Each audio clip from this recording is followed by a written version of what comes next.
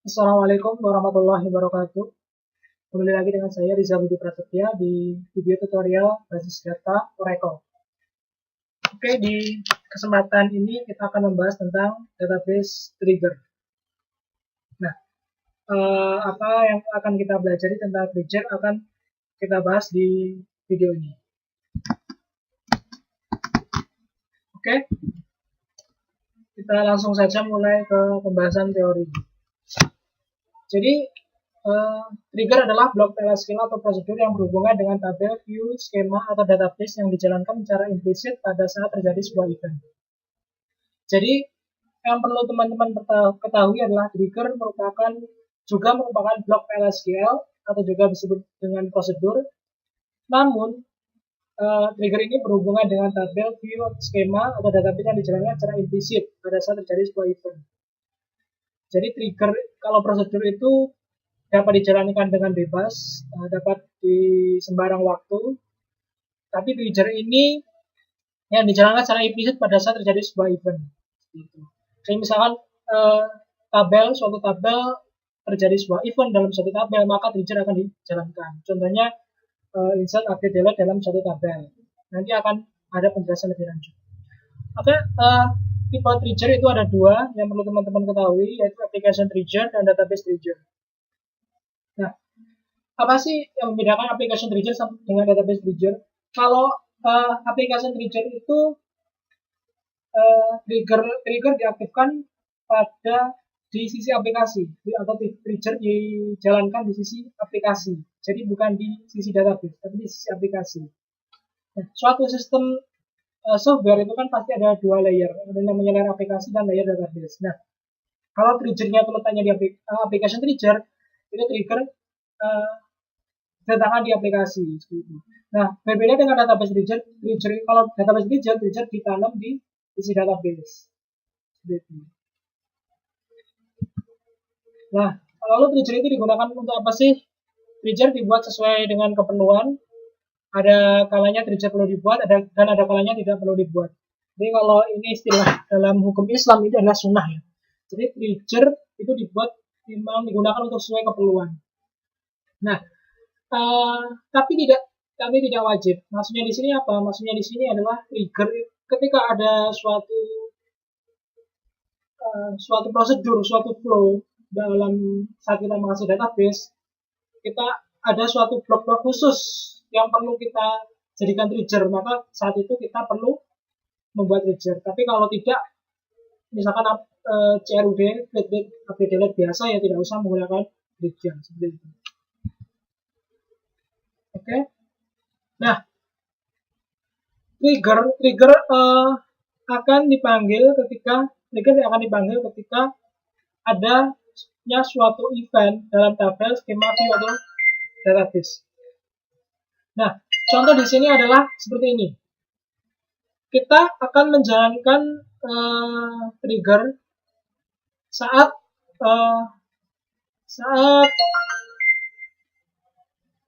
data suatu tabel dimasukkan data baru. Misalkan di sini, misalkan kita akan memasukkan data employees ke dalam tabel employees.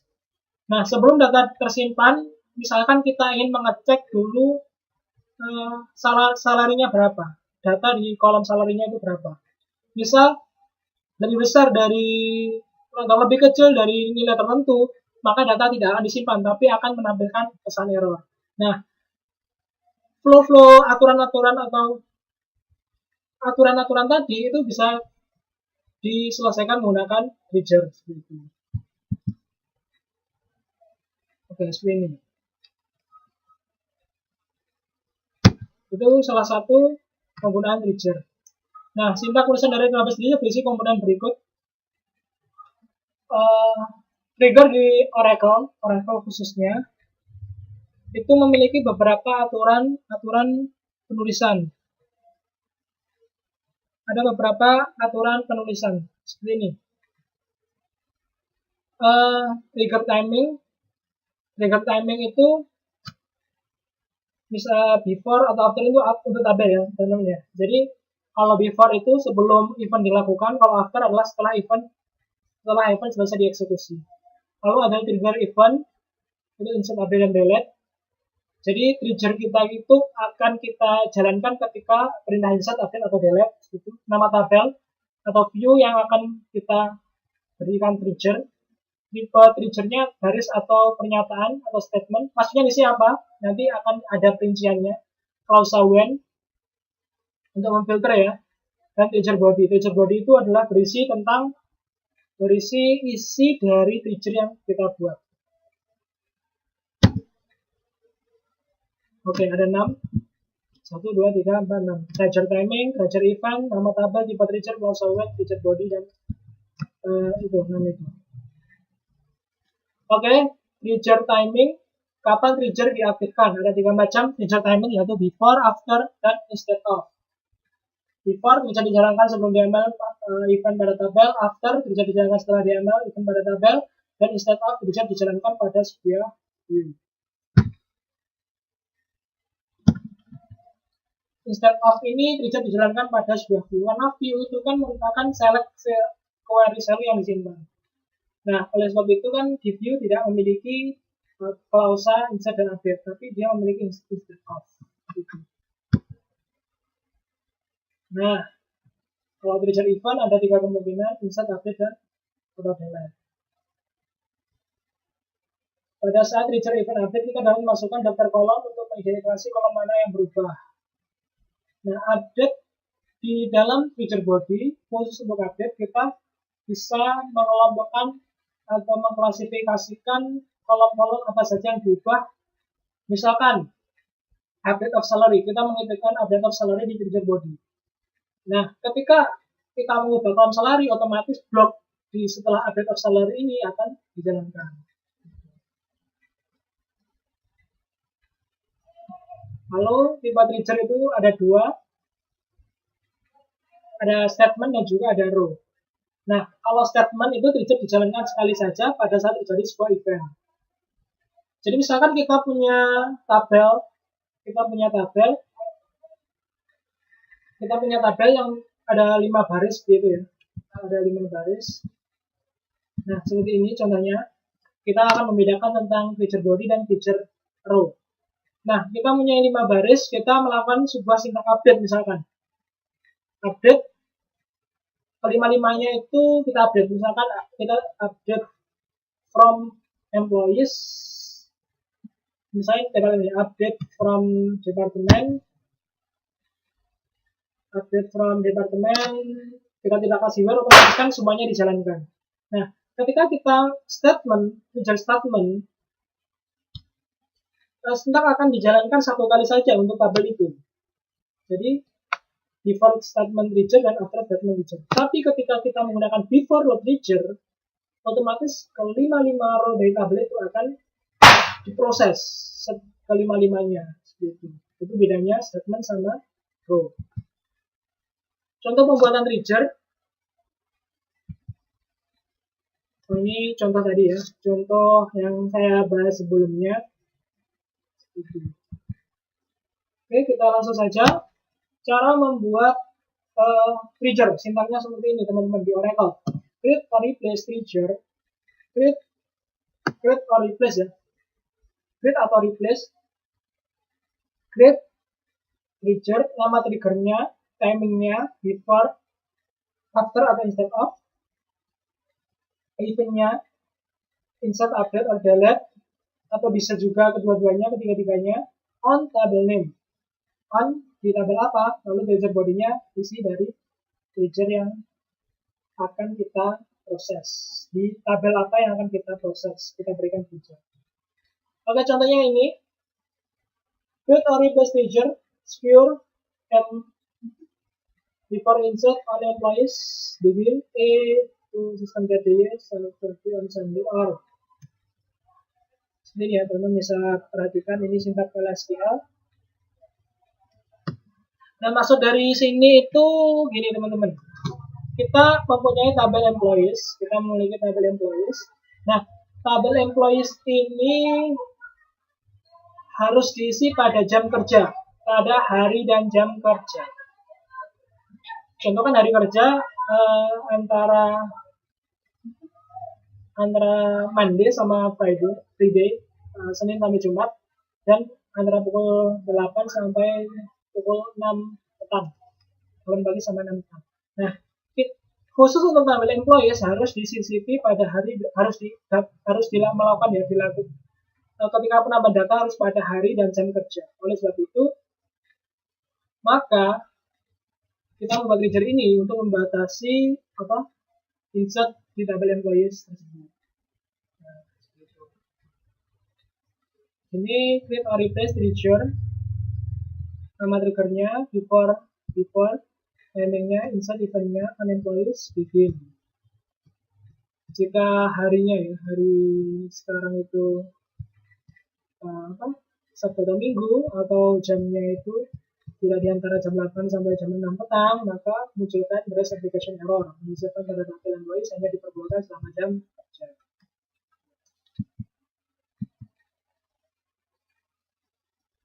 Oke. Mengkombinasikan event pada trigger. Jadi event trigger itu tidak hanya khusus untuk satu event saja, tapi bisa multiple event. Jadi contohnya kita tadi sintak tadi itu tidak hanya untuk insert saja, tapi misalkan tabel employees itu sintak DML-nya harus diakses pada hari jam kerja. Pertama kan sintak proses DML kan insert, update, dan delete. Maka dapat tiga event itu dapat kita jadikan dalam satu trigger. Seperti ini contohnya. Before insert or update or delete on employees. Nah, untuk mengetahui ya teman-teman ya, misalkan kan itu beda-beda kan, misalkan kita ingin memberikan penanganan yang beda-beda sesuai dengan tipe eventnya, maka di bodinya itu, di trigger bodinya bisa kita berikan percabangan. Contoh, if deleting then REST application error.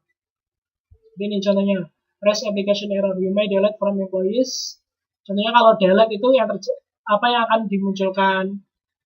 Jika melakukan proses insert, apa yang akan dilakukan. Gitu.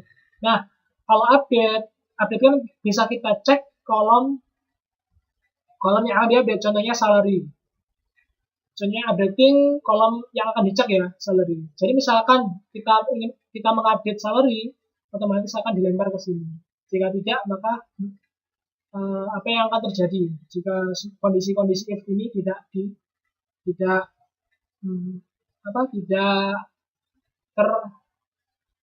benar ya, seperti itu. Nah, kalau tadi statement trigger, sekarang kita akan membahas tentang cara penulisan row trigger. Nah, bedanya di sini teman-teman ya, biasanya di sini adalah ada sintak, menambah sintak for if row, lalu bisa kita filter dengan band juga. Contoh berikut ini akan dibuat row trigger dengan timing before untuk membatasi operasi DML pada tabel employees hanya diperbolehkan untuk pegawai yang memiliki kode pekerjaan @res dan @FTP serta memiliki gaji kurang 15.000. Jadi di sini kita akan membuat operasi DML ya, operasi DML yang hanya diperbolehkan untuk pegawai yang memiliki kode pekerjaan @res atau @FTP serta memiliki gaji kurang dari 15.000. Ini create or replace trigger edit salary before insert or update of salary and employees for if row. Nah, bedanya kalau statement tadi tidak ada for if row-nya, kalau di row trigger ada for if row. Nah, ketika kita menggunakan for if row, kita bisa mengambil reference. Kita bisa mengambil reference data lama dan juga data baru. Contoh cara menggunakan reference data lama adalah seperti ini. New job ID in address @pp seperti ini. Berarti kita akan mengecek ya, apakah data yang diinsertkan kan berarti dari yang baru. Apakah job ID-nya itu address atau ATP dan juga salary-nya lebih besar dari 15.000. Jika tidak, maka munculkan pesan error. Jika iya, maka jalankan, itu ditambahkan data-datanya. Oke. Contoh trigger berikut menggunakan old dan new. Seperti tadi yang saya jelaskan ya. Old akan mereference data-data lama, sedangkan new akan mereference data-data yang baru, data-data baru yang diinputkan. Oke. Contoh di sini kita membuat suatu log ya. Jadi seluruh aktivitas user dalam database akan dibaca, akan dicek, akan masuk ke sistem log. Caranya adalah setiap terjadi transaksi maka transaksi tersebut akan dimasukkan ke tabel log ini. Gitu.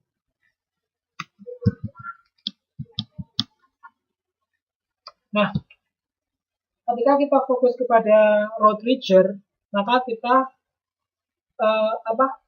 dapat memfilter dari trigger dari row yang akan kita proses. Karena apa? Ketika kita tidak menggunakan when, otomatis seluruh row yang masuk ke dalam proses kita akan diproses oleh si trigger ini. Seperti ini. Nah, di sini teman-teman perhatikan ada for each row when you job ID sama dengan srf. Otomatis akan difilter ketika hanya data dengan job ID-nya srf saja. Kalau tidak ya tidak akan diproses.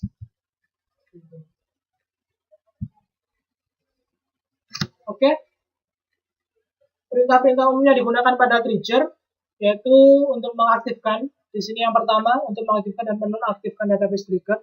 Jadi kalau teman-teman misalkan sudah tidak butuh dengan trigger ya, itu kalau memang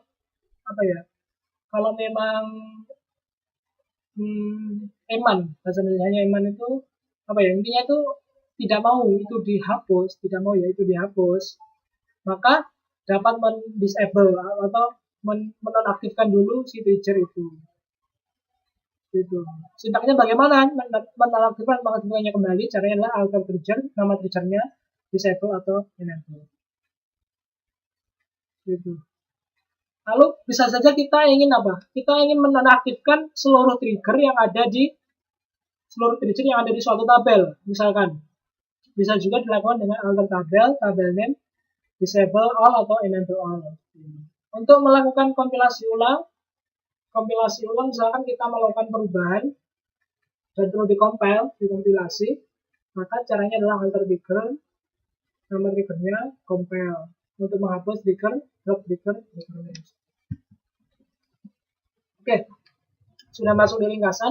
Jadi intinya di sini teman-teman dapat menggunakan trigger untuk mempermudah, memberikan keefisiensi atau keefektifan dalam memproses database teman-teman. Misalkan dari memfilter syntax input, syntax insert, delete, lalu misalkan memberikan batasan khusus untuk waktu tertentu dan lain sebagainya. Oke.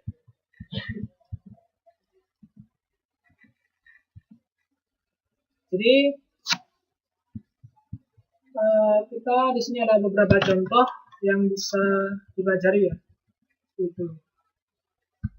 Nah, ini sesi teori sudah selesai. Nanti kita akan melakukan demo pembuatan trigger. Ada latihan ya, ada 3 soal latihan. Demo kita akan membahas 3 soal ini setelah istirahat sejenak. Oke.